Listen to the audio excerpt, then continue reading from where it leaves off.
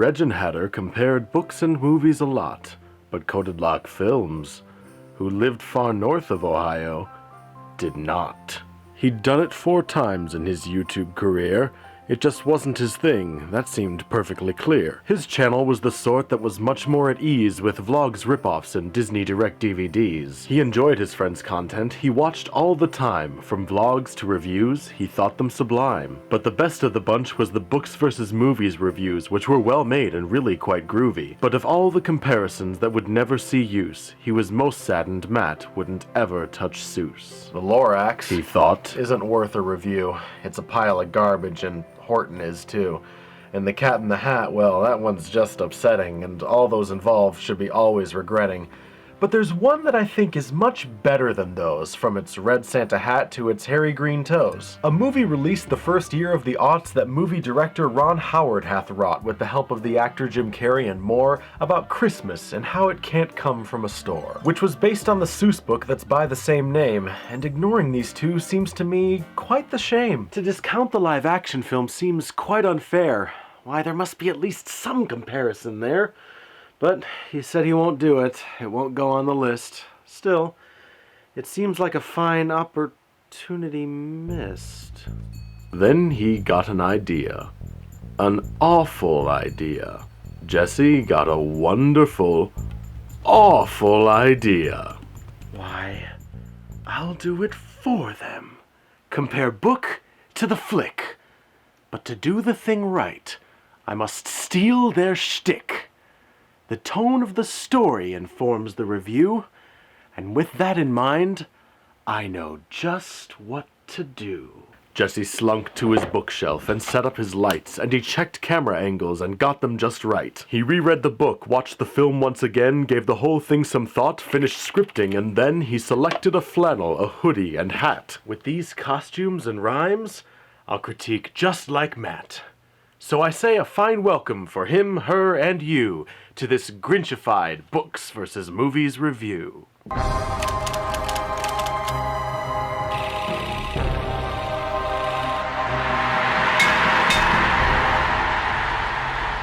The intro is finished and I've set the scene. For our first round, let's look at the man in the green.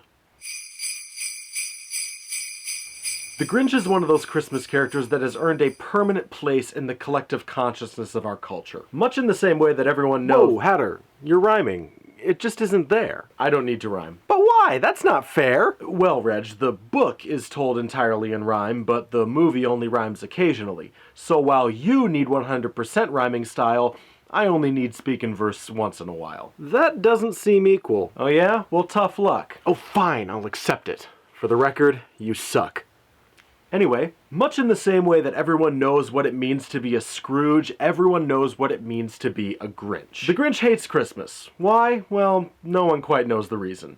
At least in the book. His reasons for hating Christmas are left pretty ambiguous, with the most likely reason being that his heart is 2 sizes too small. The movie necessarily adds some backstory to flesh out his character a little bit and explain his hatred of Christmas and the Who's. And I'll give the movie credit, it's a fairly compelling backstory. Also, it must be said that the makeup effects on the Grinch are a marvelous achievement, and Jim Carrey gives a really impressive performance. Everything he does with his body, his face, his voice, his everything really, is exaggerated in a way that really fits the setting well. And it doesn't hurt that he's also pretty damn funny most of the time. 5 o'clock, solve world hunger. Tell no one. 5:30, jazzercise. 6:30, dinner with me. I can't cancel that again. Jim Carrey, he does well more often than not. He's the biggest, best asset the movie has got. But he can be too goofy and over the top, hard to take seriously when the ball has been dropped. The Grinch in the book is just nasty and mean, and he has more consistency from scene to scene. He's more of a character, less of a tune. Though the Jim Grinch is good, he's oft a buffoon. The Grinch from the book is quite simple, but good. It keeps things straightforward, like a Christmas tale should. In the movie, his backstory's got more dimension. Oh, I'm glad that you gave the backstory a mention. His hatred of Christmas may be more conceived, but I find the whole thing a bit hard to believe. In the movie, he's teased and abused as a kid. The way he was treated's the reason he slid into self-isolation and holiday hate. Then he figures out Christmas, now everything's great? It's hard to accept after so much abuse that one holiday brings all involved to a truce. That's a fair point, my friend, but it's not just the season that makes the Grinch change and discover a reason to open himself up to feelings anew. It's his friendship with little Miss Cindy Lou Who that drives the film's Grinch to a happier end, 'cause he gets what he always had wanted. A friend. The book's simple methods will do in a pinch, but what this round's about is the arc of the Grinch, and while there's certainly nothing wrong with his change of heart in the book, it's just not much of an arc. More of a switch, really. It's nice and it's simple, but the issue that I take with it is that when the Grinch discovers the true meaning of Christmas, he becomes exactly like all the other Whos. He completely loses his individuality, and for an author who has traditionally stressed the importance of individuality, it just seems like kind of an odd message. The film's version of the Grinch, however, is a different story. When he finds the true meaning of Christmas, he still maintains his personality, but just channels it differently to more positive ends. He's still a big weirdo and kind of abrasive, but his nasty side just gets much less pervasive. He becomes much more friendly and cleans up his act, all while keeping his Grinchy demeanor intact. The moral of this Grinch can be summed up quite quick. It's okay to be different, just don't be a dick. It's that sense of acceptance I feel in my chest that makes me believe that the film Grinch is best.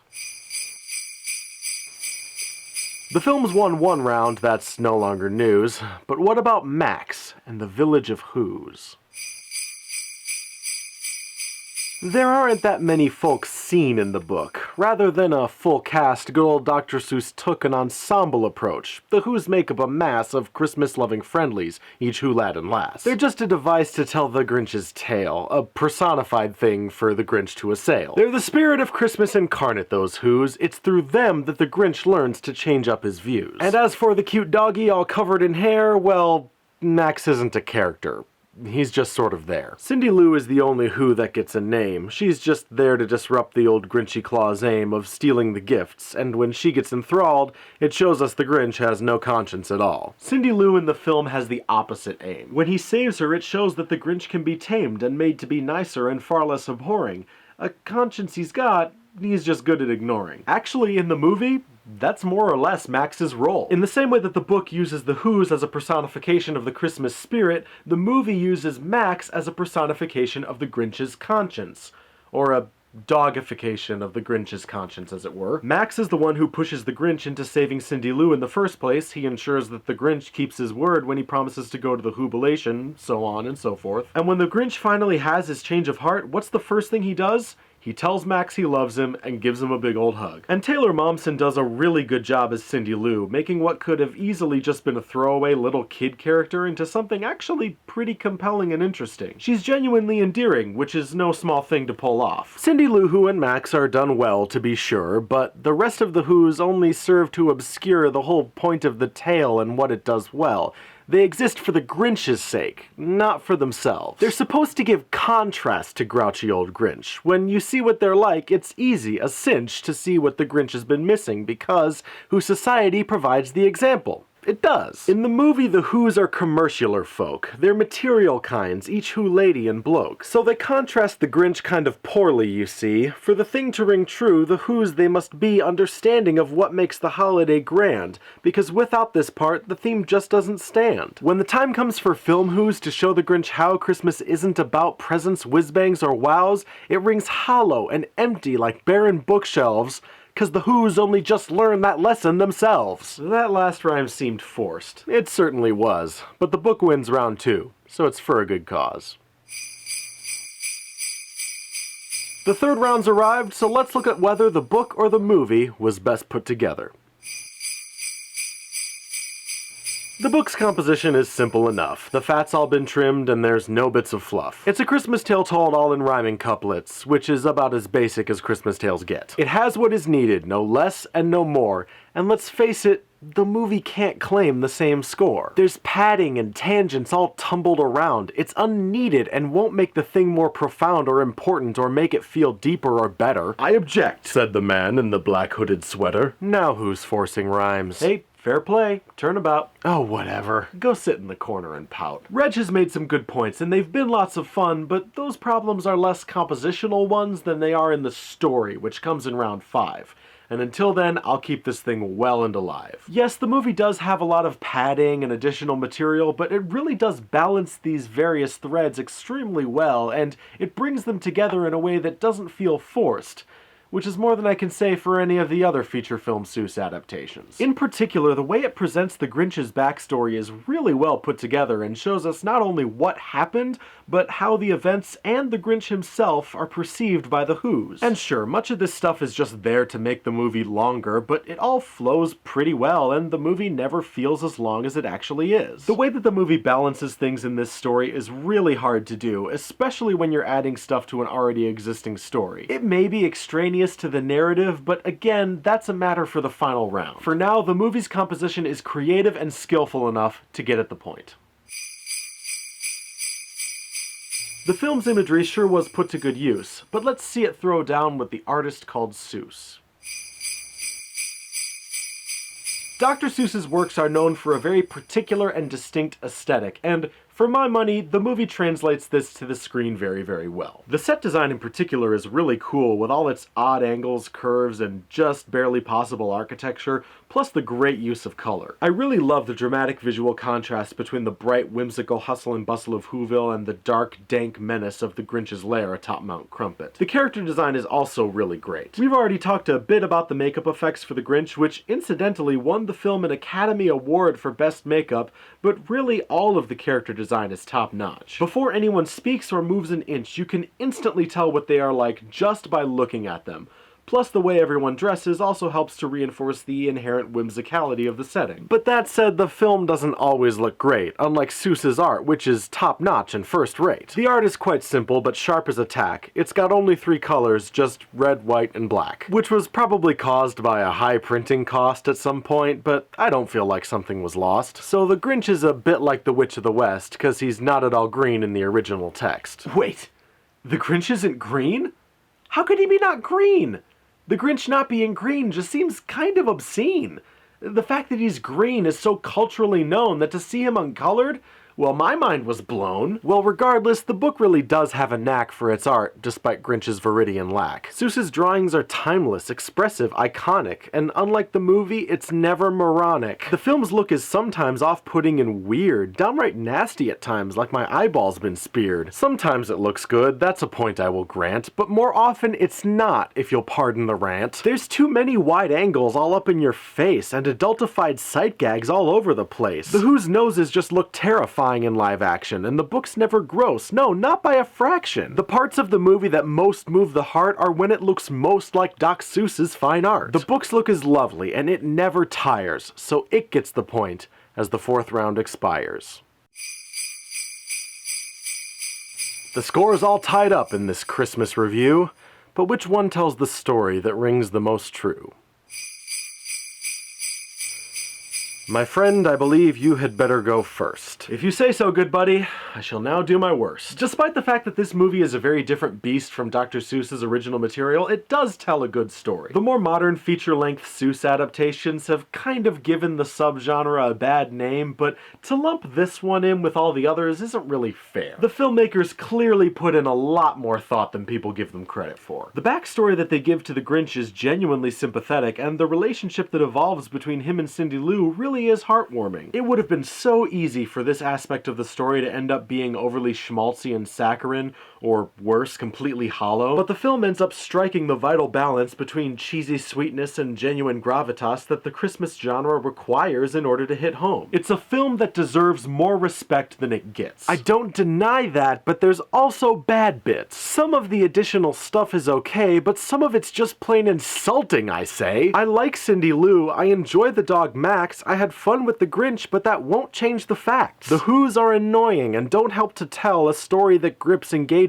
or compels. The movie's so crass that PG was its rating, and for a Christmas tale, that's kind of irating. After watching the foulness and butt jokes encroach, there's a lot you can say for the simple approach. It's wholesome and charming and really quite swell, but the more complex tale has merit as well. The book may have quality woven all through it, but since it's so simple, there's not a lot to it. To be frank, even though it's a classic Christmas story, this book is among Dr. Seuss's weaker material. The movie is misguided in some ways, sure, but it's also more substantial in others. So is it better to have unnecessary detail if it means that some of those details are more engaging? Or is it better to sacrifice a little bit of depth for the sake of simplicity? It's like trying to choose between orange and purple. I've got 1 point to make you go gulpity-gurple. Damn it, I thought I had you there. This is Seuss Hatter. Making up words is my right. Now I'll take this review and I'll lock it up tight. There's a reason the film doesn't feel like it should. It just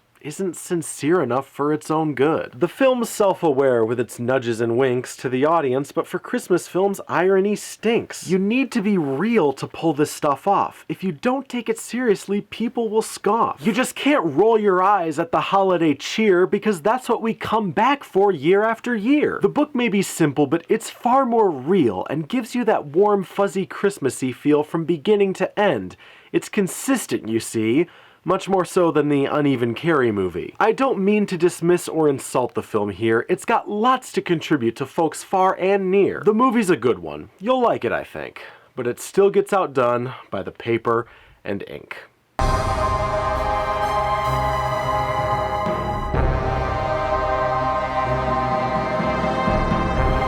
Now you may think we're done with this Christmas review, but we've got a lot more crazy stuff left to do. See, we haven't yet finished this BVM chore. We must overly complicate things even more. We've got editors, voices, and 3 background singers. Enough people to count on just 10,000 fingers. Books, movies, the stage, television, oh my! Coffee mug magic and some wizard guy. I'll do film noir. Travelogues, all while still being Seussical. And just 'cause I can, now I'll throw in a musical. You're confusing, Mr. Matt. You never are straightforward. You baffle your subscribers whenever you're feeling bored, Mr. Matt. Your reviews show us all that you're out of your gourd.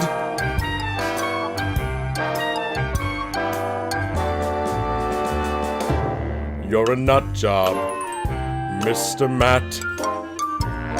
Your plotline's so unclear.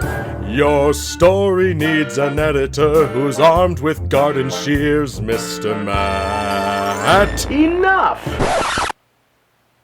A record scratch? Really? What the hell is wrong with you people? I mean, things are bad enough on Matt's channel, and I swear to God, if it starts bleeding over into this one, I'm going to bob for apples in a bucket of lye. Oh, come on, it's just a bit of fun. Besides, you're not even really E.T., you're just me dressed up like him. I know that, but I don't see how that helps your case. If anything, it makes the whole thing a hell of a lot worse. God, is this really what Matt has to deal with day in and day out? No wonder he didn't want to do this review. Enough. We're done here. Just end the damn video so we can all go back to our lives. Why do we even need that there angry old stooge? Things won't be complete with no Grinch or Scrooge. Oh, kiss my holly jolly ass. We hope you've enjoyed this here Christmas review. Put your comments and thoughts below the doobly-doo. Now there's just one more rhyme left to make the thing right. Merry Christmas to Matt, and to all a good night.